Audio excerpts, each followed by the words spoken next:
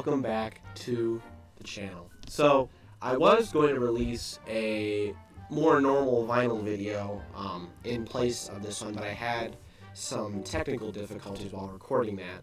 So that video is put on hold until I can re-record it. And for now, I'm going to show you some vinyl that I just bought recently at a huge garage sale. So, a couple nights ago, I got a text from my aunt, and she sent me a Facebook listing for this garage sale. Now, usually I'm on Facebook just kind of perusing for garage sales, places to go to, not just for vinyl, but other music or tech-related items. And she sends me this one, so I click on the link, and it takes me to this Facebook Marketplace listing. And in the description, it shows a photo of a trailer, like a pretty good-sized trailer, just full of vinyl. We're talking thousands of albums. And today was the first day for that garage sale to go on. It was from 8 to 6. So I got there about 11, and I was the second guy to get there. And the first guy that got there he had probably a stack about that tall of vinyl that he bought. He spent like $170.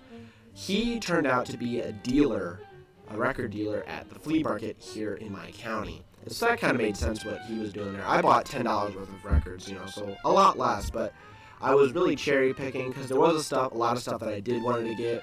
But, working on a budget, I can't have it all. So I got some stuff I haven't really seen before and stuff that I thought was a reasonable price. The stuff that I really wanted. So without further ado, let's get into that. Now, it took me about 2 hours to find everything and pick it all out. I didn't even finish looking. There was still quite a bit of stuff I didn't see. I was there for 2 hours, but I believe the guy who originally owned the vinyl had a dog, and a lot of that dog hair was getting to my nose, and I was just starting to have kind of a hard time breathing. So I decided, well, let's just get $10 worth of records and let's head out. So first, we have, this was actually $1, Frank Sinatra, Try a Little Tenderness. Now, I believe the reason that this was $1 and not a $5 album, let me clarify. So they had like 3 kind of sections. They had the $1, which was still all on the trailer.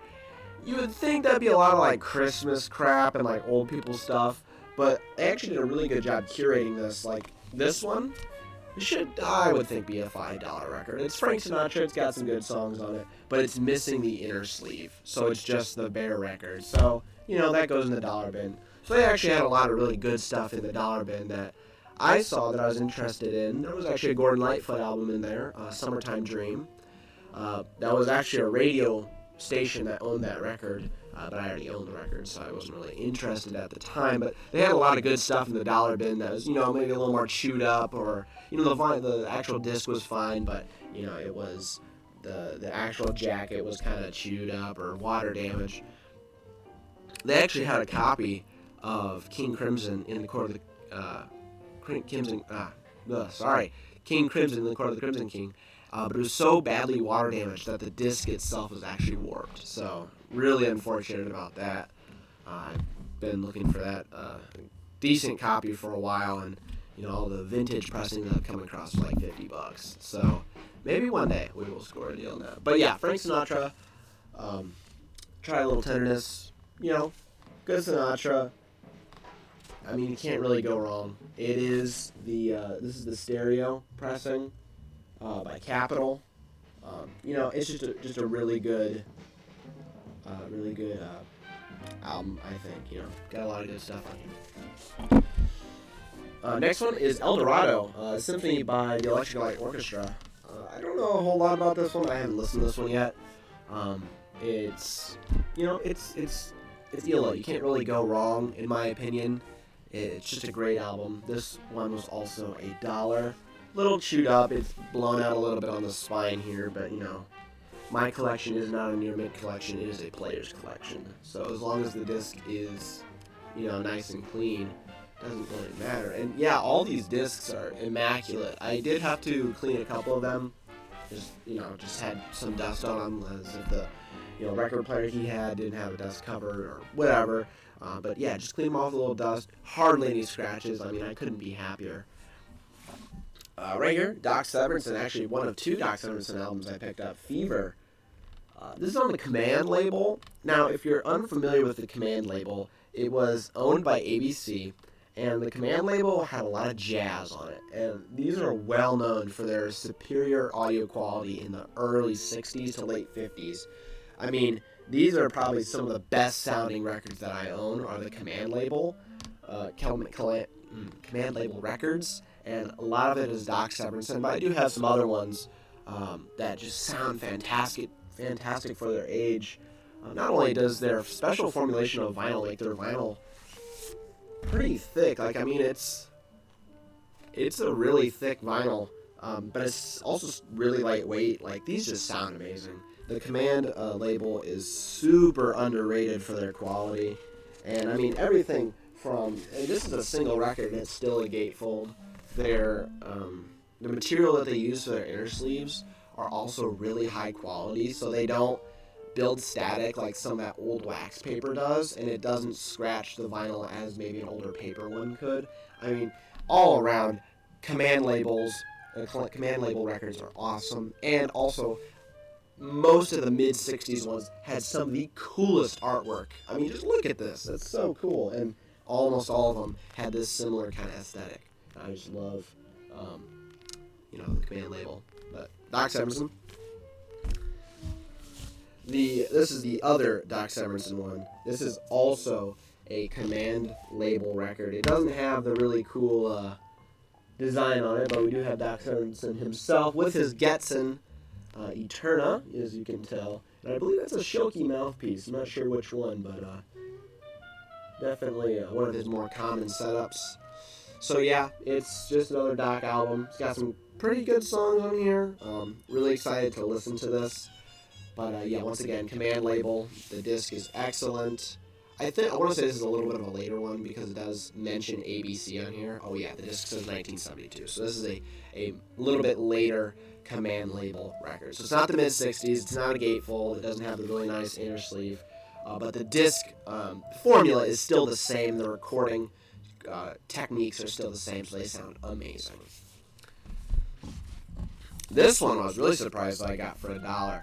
This is the Grease soundtrack. Now, the reason I think this was $1 is because it is missing one of the original inner sleeves, so the disc is just loose inside. But this is a $1 double LP. I mean, you just cannot find deals like this anymore. It's, the only thing that I think is wrong with it is it's missing the inner sleeve, but disc 2 has its inner sleeve. I mean, I want to say this is a near mint record. I mean, there's hardly any scratches on it. There's maybe a little scuff on the run-in on one of these, but oh my god, it's just so good for $1. Double LP. It's really, really good. The spine isn't blown out. It's just a really, really solid album. Once I get on my feet a little more money-wise, I'm probably going to upgrade almost my entire collection to the plastic sleeves, just because those tend to hold up a little better, and I do have a method of de-staticking my records now, so static electricity isn't really much of a problem. I try to keep my basement at about 40% humidity anyway, so static electricity doesn't really tend to build down here. And then I did have to cave and get a $5 record, but who can pass up Supertramp's Breakfast in America? Now, surprisingly, this collection that this guy he had a lot of duplicates, and when I mean duplicates, he had triplicates too. Like, he had multiple of each. This was the best out of the 3 Breakfast in Americas I could find. One of them maybe had a little bit of a better cover on it, but I don't know, the disc wasn't as good, so I just decided to settle with this one. It's a little more worn, but I cleaned the disc up and it looks fantastic. It has the original inner sleeve, no water damage. I mean, this is a super find for $5. I've been seeing these go for a little closer to 8 to 10, so I think I really did score out with this one. It does have a sticker on here, but I think that sticker will come off without any fuss. It looks like a much newer sticker, so I don't think it will have adhered to the cardstock as bad as some of the old stickers might have. So yeah, and even if I can't get it off, who cares? I listen to the vinyl, it's whatever. So yeah, really, really happy with this.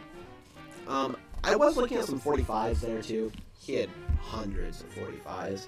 The thing with 45s, they're kind of hard to keep because most of them do not have their original sleeves anymore, so they're really hard to keep apart from each other. Now, I do have my disco case, which I do not store nice 45s in here just because they tend to warp stacked on top of each other. They'll all just kind of bend down. But most of these discs are trashed anyways, and they're just like, I keep them because they are from my great-grandmother. And, you know, some of them are Beatles ones too, but, like, you know, they're super trashed and worth nothing, but I think it looks cool. So, you know, when I'm buying 45s in the future, when I get into that, I'm going to need to get a little crate and buy new sleeves for them so they can all be sleeved up. But, you know, another thing, this guy had a lot of record label promotions. So a lot of them were sent to radio stations, and they were just one song on both sides. Either both sides were stereo, so you could get a clean copy twice, or both sides were either stereo and mono because, you know, back in the day there were still stereo and mono AM stations.